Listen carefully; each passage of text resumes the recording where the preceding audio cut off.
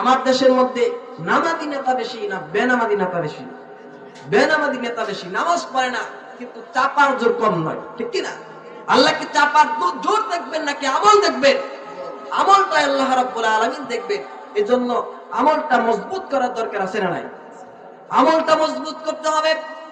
আমার ভাইয়েরা, যেখান থেকে আমি তেলাওয়াত করেছি সূরা আসর, দুইজন সাহাবী পরস্পর যখন মুখোমুখি হয়ে যেত, সালাম বিনিময় করে তারা পড়ে নিতেন, ওয়াল আসরি ইন্নাল ইনসানা লাফি খুসরিন ইল্লাল্লাযীনা আমানু ওয়া আমিলুস সলিহাতি ওয়া তাওয়াসাউ বিল হাক্কি ওয়া তাওয়াসাউ বিস সবর।